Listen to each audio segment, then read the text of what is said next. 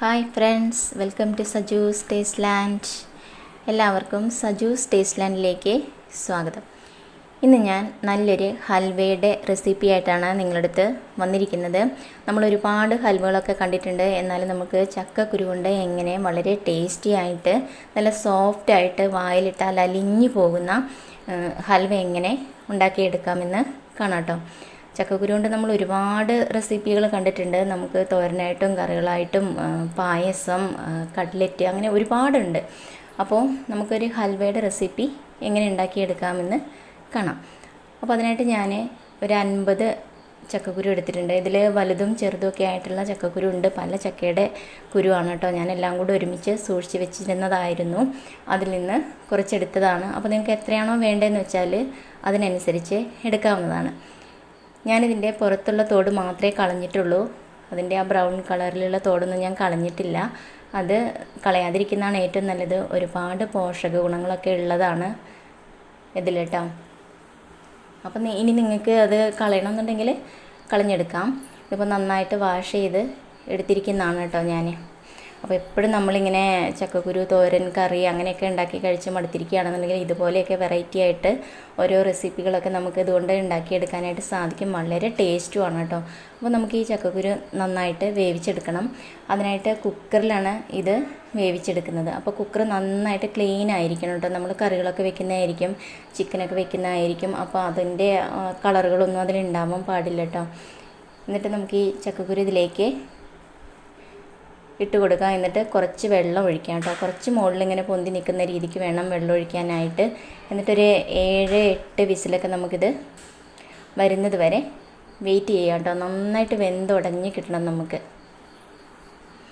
അപ്പോൾ നമുക്ക് അതുവരെ വെയിറ്റ് ചെയ്യാം. ഇനിയിപ്പോൾ അതവിടെ ആവുന്ന സമയം കൊണ്ട് നമുക്ക് നമ്മുടെ ഹൽവയ്ക്ക് വേണ്ടുന്ന ശർക്കര ഉരുക്കിയെടുക്കാം കേട്ടോ.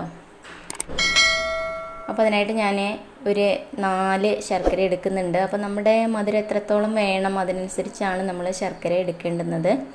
അപ്പോൾ നല്ല കളറുള്ള, നല്ല ഒരു ബ്ലാക്ക് കളറിലൊക്കെ ഉള്ള ശർക്കരയൊക്കെ കിട്ടുകയാണെന്നുണ്ടെങ്കിൽ നമ്മുടെ ഹൽവയ്ക്കും നല്ല കളറുണ്ടാവും. അപ്പോൾ കുറച്ച് വെള്ളം ഒഴിച്ചിട്ട് നമുക്കിതൊന്ന് പാനിയാക്കിയിട്ട് എടുക്കാം.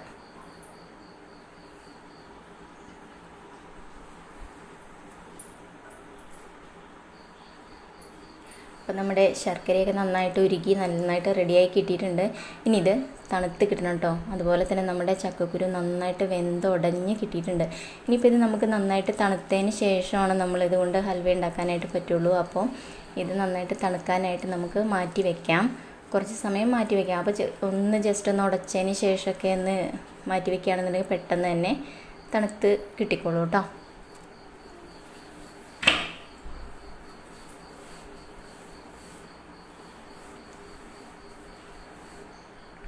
ഇപ്പോൾ ഇത് നന്നായിട്ട് തണുത്തിട്ടുണ്ട്. ഇനി നമുക്കൊരു മിക്സിയുടെ ജാറിലിട്ടിട്ട് നന്നായിട്ട് നല്ല ഫൈനായിട്ട് നല്ല ഫൈൻ പേസ്റ്റായിട്ട് നമുക്കിത് അരച്ചെടുക്കണം. അപ്പോൾ അതിനായിട്ട് ഞാൻ ശർക്കരപ്പാനിയിലാണ് അരച്ചെടുക്കുന്നത്. അപ്പോൾ കുറച്ച് ശർക്കരപ്പാനി ആദ്യം ഒഴിക്കാം, എന്നിട്ട് ഒന്ന് അടിച്ചെടുക്കാം കേട്ടോ. അപ്പോൾ നമുക്ക് ഇതിങ്ങനെ പൊടിയാണല്ലോ, അപ്പോൾ ഇതൊന്ന് തിക്കായിട്ട് വരും. അപ്പോൾ അതിനനുസരിച്ച് നമുക്ക് ശർക്കരപ്പാനി ചേർത്തിട്ട് വീണ്ടും അടിച്ചെടുക്കാം. ഇപ്പം നല്ലപോലെ അരച്ചെടുത്തിട്ടുണ്ട്. ഇനി നമുക്കിതൊരു ബൗളിലേക്ക് മാറ്റാം.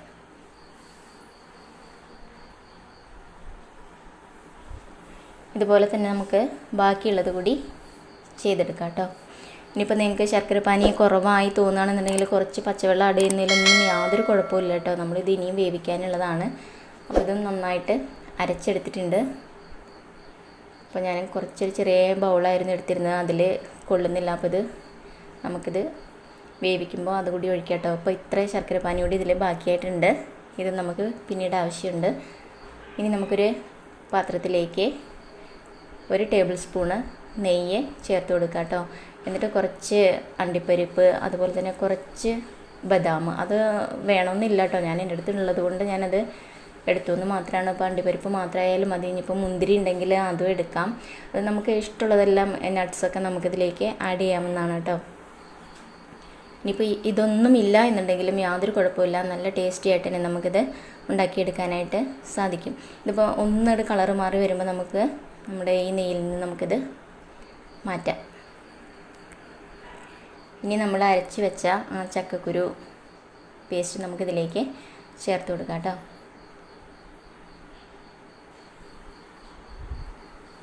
ഇതിപ്പോൾ മിക്സിയുടെ ജാറിലുണ്ടായിരുന്നത് കൂടി ഞാൻ ഇതിലേക്ക് ചേർത്ത് കൊടുത്തിട്ടുണ്ട്. എന്നിട്ട് നല്ലപോലെ മിക്സ് ചെയ്തെടുക്കാം. ഒരു മീഡിയം ഫ്ലെയിമിലൊക്കെ വെച്ചിട്ട് നമുക്കത് ചെയ്തെടുക്കാവുന്നതാണ് കേട്ടോ. അപ്പോൾ ബാക്കി കുറച്ച് ശർക്കര പാനി കൂടി ഉണ്ടായിരുന്നു, അതുകൂടി ഞാൻ ഇതിലേക്ക് ഒഴിക്കുന്നുണ്ട്. അപ്പോൾ നമ്മളിത് ഉണ്ടാക്കാനായിട്ട് നല്ലൊരു കട്ടിയുള്ള നല്ലൊരു പാത്രത്തിൽ നമ്മളിത് ഉണ്ടാക്കിയെടുക്കുകയാണെന്നുണ്ടെങ്കിൽ അടിയിലൊന്നും പിടിക്കില്ല, നന്നായിട്ട് നമുക്ക് ചെയ്തെടുക്കാനായിട്ട് സാധിക്കും. അപ്പോൾ ഉരുളിയൊക്കെ ഉണ്ടെന്നുണ്ടെങ്കിൽ അതെടുക്കാം, അല്ലാന്നുണ്ടെങ്കിൽ നോൺ സ്റ്റിക്കിൻ്റെ ഇതുപോലെയുള്ള പാത്രമായാലും കുഴപ്പമൊന്നുമില്ല. അപ്പോൾ നമുക്കിത് വളരെ പെട്ടെന്ന് തന്നെ തയ്യാറാക്കിയെടുക്കാനായിട്ട് സാധിക്കും. പെട്ടെന്ന് തന്നെ തിക്കായിട്ട് വരികയും ചെയ്യും, നല്ല കട്ടിയായിട്ട് ഇങ്ങനെ വരികയും ചെയ്യും. അപ്പോൾ പെട്ടെന്നൊരു 10-15 മിനിറ്റിൻ്റെ ഉള്ളിൽ തന്നെ നമുക്ക് ഈ ഹൽവ തയ്യാറാക്കിയെടുക്കാനായിട്ട് സാധിക്കും. വളരെ സിമ്പിളാണ്, എന്നാൽ വളരെ ടേസ്റ്റിയുമാണ്, എന്നാൽ വളരെ ഹെൽത്തിയുമായിട്ടുള്ളൊരു ഹൽവയാണ് ഇത് കേട്ടോ. അപ്പോൾ കുറച്ച് സമയം കഴിഞ്ഞപ്പോഴേക്കും തന്നെ കണ്ടില്ലേ, നന്നായിട്ടൊന്ന് കുറുകി നല്ല രൂപത്തിൽ വന്നിട്ടുണ്ട്. കളറൊക്കെ നന്നായിട്ടൊന്ന് ചേഞ്ചായി വന്നിട്ടുണ്ട്. ഇനിയിപ്പോൾ നന്നായിട്ട് ഇളക്കി ഇങ്ങനെ നമ്മുടെ ഈ പാത്രത്തിൽ നിന്ന് വിട്ട് വരുന്ന പോലെ ആയി കിട്ടണം. ഇനിയിപ്പോൾ ഈ സമയത്ത് നമുക്ക് 1 ടേബിൾ സ്പൂണ് നെയ്യ് കൂടി നമുക്കിതിലേക്ക് ചേർത്ത് കൊടുക്കാം. ഇത്ര തന്നെ മതിയാവും. ഇനി നെയ്യിൻ്റെ ഓയിലിൻ്റെ ഒന്നും യാതൊരു ആവശ്യമില്ല. ഇതുകൊണ്ട് തന്നെ നമ്മുടെ ഹൽവ നല്ല പെർഫെക്റ്റായിട്ട് നമുക്ക് കിട്ടും. നല്ല പോലെ തന്നെ മിക്സ് ചെയ്തെടുക്കാം.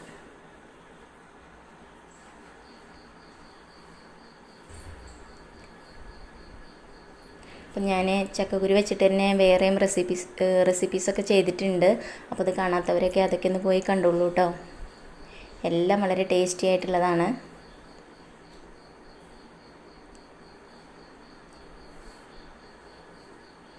ഇനിയിപ്പോൾ ഈ സമയത്ത് കുറച്ച് ഏലക്കായ പഞ്ചസാര ചേർത്ത് പൊടിച്ചതാണ് ഞാൻ ഇതിലേക്ക് ചേർക്കുന്നത്. ഞാൻ കുറച്ചധികം ഇങ്ങനെ പൊടിച്ച് വെക്കാറുണ്ട്.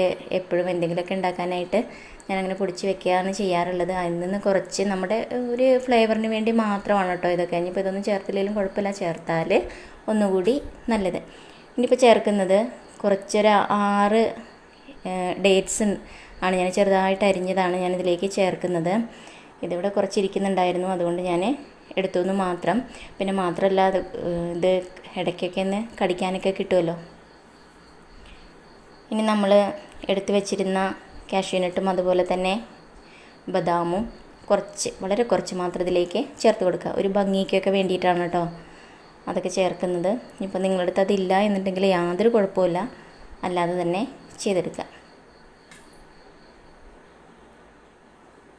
ഇനി ഞാനിതിലേക്ക് കുറച്ച് ചെറീസ് കൂടി ചെറുതായിട്ടൊന്ന് അരിഞ്ഞെടുത്തത് കൂടി ഞാൻ ഇതിലേക്ക് ചേർക്കുന്നുണ്ട്. അപ്പോൾ ഇവിടെ കുട്ടികൾക്ക് ഇങ്ങനെ ചെയ്തെടുക്കുമ്പോൾ വളരെ ഇഷ്ടമാണ്. ഞാൻ ഇതിന് മുമ്പ് ഉണ്ടാക്കിയപ്പോൾ അവർ പറഞ്ഞിരുന്നു, അമ്മ എന്തെങ്കിലുമൊക്കെ ഇതിലേക്ക് ചേർക്കണം കേട്ടോ, അപ്പോൾ എന്തെങ്കിലുമൊക്കെ കടിക്കാനൊക്കെ ഉണ്ടാവുമല്ലോ, അപ്പോൾ അതൊന്നുകൂടി ടേസ്റ്റ് ആകുമോ അമ്മ, അങ്ങനെ തന്നെ ഒന്ന് ചെയ്ത് നോക്കണം കേട്ടോ ഇനിയും വീഡിയോ ഇടുമ്പോൾ എന്നൊക്കെ കുട്ടികൾ പറഞ്ഞിരുന്നു. അപ്പോൾ അതിന് വേണ്ടിയിട്ടാണ് ഞാനിങ്ങനെ ഒന്ന് ചെയ്ത് കാണിക്കുന്നത്. ഇനിയിപ്പോൾ ഇത് സെറ്റ് ചെയ്യാനായിട്ട് നമുക്ക് ഒരു പാത്രത്തിൽ കുറച്ച് നെയ്യ്, വളരെ കുറച്ച് നെയ്യൊന്ന് ഇങ്ങനെ ഒന്ന് സ്പ്രെഡ് ചെയ്തതിന് ശേഷം നമുക്കൊന്ന് അടിയിലൊന്ന് കുറച്ച് അണ്ടിപ്പരിപ്പും അതുപോലെ തന്നെ നമ്മളെടുത്ത് വെച്ചിരിക്കുന്ന ബദാമൊക്കെ ഒന്ന് ഇട്ട് കൊടുക്കാം കേട്ടോ. അതൊരു ഡെക്കറേഷന് വേണ്ടി മാത്രമാണ് നമ്മളങ്ങനെ ചെയ്യുന്നത്. എന്നിട്ട് നമുക്കിത് മുഴുവൻ ഇതിലേക്ക് ഇതുപോലെ ചെയ്തെടുക്കാം. നിങ്ങൾക്ക് ഏത് പാത്രത്തിലാണോ ചെയ്യാൻ പറ്റുന്നതെന്ന് വെച്ചാൽ ആ പാത്രത്തിൽ ചെയ്യുക കേട്ടോ. ഇത് ഇപ്പോൾ നന്നായിട്ട് ഇങ്ങനെ പ്രസ് ചെയ്ത് കൊടുക്കുക. അപ്പോൾ അത് നന്നായിട്ടൊരു ഷേപ്പിൽ ഇങ്ങനെ വരികയും ചെയ്യും. പിന്നെ നന്നായിട്ട് സെറ്റായി കിട്ടും. പെട്ടെന്ന് തന്നെ, വളരെ പെട്ടെന്ന് തന്നെ ഇത് സെറ്റായി വരും കേട്ടോ.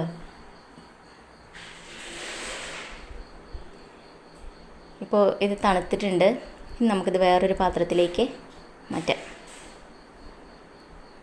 ഇപ്പോൾ കണ്ടില്ലേ, നല്ല സൂപ്പറായിട്ട് കിട്ടിയിട്ടുണ്ട്. നല്ല സോഫ്റ്റ് ആയിട്ടുള്ള, എന്നാൽ വളരെ ടേസ്റ്റി ആയിട്ടുള്ള ഒരു ഹൽവയാണ് കേട്ടോ ഇത്. അപ്പോൾ നിങ്ങളെന്തായാലും ഇതൊന്ന് ഉണ്ടാക്കി നോക്കണം. എല്ലാവർക്കും എന്തായാലും ഇഷ്ടപ്പെടും. വളരെ സോഫ്റ്റായിട്ട് വായിലിട്ടാൽ അലിഞ്ഞു പോകുന്ന ഹൽവയാണ്. വളരെ പെട്ടെന്ന് തന്നെ നമുക്ക് ഉണ്ടാക്കിയെടുക്കാൻ പറ്റുന്ന ഒരു ഹൽവയാണ് കേട്ടോ. അപ്പോൾ നിങ്ങൾ എന്തായാലും ട്രൈ ചെയ്ത് നോക്കുക. അതിനുശേഷം കമൻറ്റുകളൊക്കെ അറിയിക്കുക കേട്ടോ. വീഡിയോ ഇഷ്ടമായാൽ ലൈക്ക് ചെയ്യാനൊന്നും മറക്കരുത്. അതുപോലെ തന്നെ ചാനൽ സബ്സ്ക്രൈബ് ചെയ്യാത്ത എല്ലാവരും ചാനലൊന്ന് സബ്സ്ക്രൈബ് ചെയ്തോളൂ. എങ്കിൽ ഞാനിടുന്ന വീഡിയോസുകളെല്ലാം നിങ്ങൾക്ക് നിങ്ങളുടെ ഫോണിലേക്ക് കിട്ടും. സബ്സ്ക്രൈബ് ചെയ്യുമ്പോൾ തൊട്ടടുത്ത് കാണുന്ന കുഞ്ഞു ബെല്ല് കൂടി ഒന്ന് എനേബിൾ ചെയ്യാൻ മറക്കരുത് കേട്ടോ. അപ്പോൾ ഇനി പുതിയ നല്ലൊരു റെസിപ്പി ആയിട്ട് അടുത്തൊരു വീഡിയോയിൽ കാണാം. Thank you. ബൈ.